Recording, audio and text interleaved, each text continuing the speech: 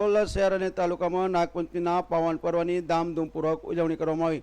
કલોલ તાલુકાના નાસપેટ ગામે ચારણિયા ગોગા મહારાજનું મંદિર આવેલું છે। ત્યાં વર્ષોથી ચાલી આવતી પરંપરા મુજબ આ મંદિરે નાગપંચમીના પાવન પર્વ યજ્ઞ તેમજ ભજન કીર્તન અને આરતી સહિતના કાર્યક્રમોનું આયોજન કરવામાં આવે છે અને મોટી સંખ્યામાં ભાવિક ભક્તો દર્શનાર્થે આવતા હોય છે, જેને લઈને આ મંદિરના બુવાજી સેદાજી ઠાકોર તેમજ મંદિરના દર્શનાર્થે આવતા દર્શનાર્થે જણાવ્યું હતું કે અમને આ ચારણિયા ગોગામાં અપાર શ્રદ્ધા અને વિશ્વાસ છે અને નાગપંચમીના દિવસે અમે અચૂક દર્શનાર્થે આવીએ છીએ। શંકરજી, આજે જે ગોગા મહારાજની જે નાગપંચમી છે, નાગપંચમીને લઈને આજે શું કાર્યક્રમ રાખ્યો છે ચારણિયા ગોગાએ?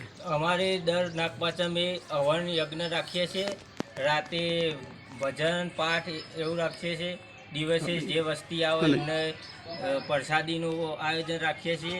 અને આજે જે ચારણિયા ગોગા મહારાજ છે તે કેટલા વર્ષ જૂનું મંદિર છે? એ આ ગોગા મહારાજનું મંદિર અમે 2012માં સ્થાપના કરી હતી, તે અત્યાર સુધી આ નાગપંચમી આવે ત્યાં સુધી દર નાગપંચમીએ અમે આયોજન રાખીએ છીએ। જે આજે જે આયોજન હતું એમાં શું શું કાર્યક્રમ હતા? આજે સવારથી અમારી યજ્ઞ ચાલુ છે, પછી રાતે એક જ્યોતનો પાઠ થશે, ભજન ભક્તો બધા આવશે દરેક ગામમાંથી। બાપુ, આપનું?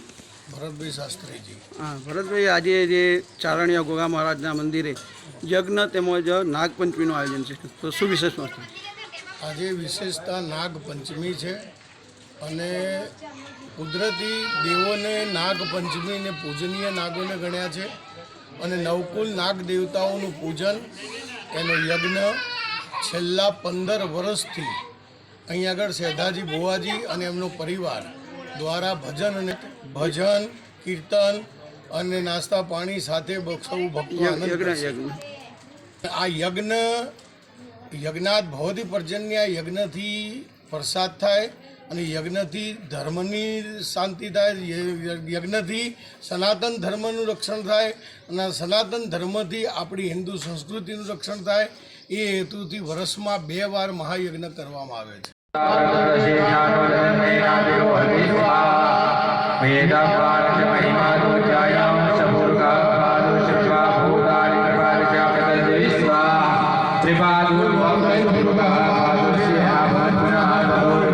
અને વિશ્વાસ છે અને નાગપંચમીના દિવસે અમે અચૂક દર્શનાર્થે આવીએ છીએ, તેમજ યજ્ઞ તેમજ અન્ય કાર્યક્રમોનું આયોજન કરીને આ મંદિરે નાગપંચમીના પાવન પર્વની ઉજવણી કરવામાં આવે છે તેમ જણાવ્યું હતું। મહેન્દ્ર રાવળનો report, Yukranti live news, Kalol.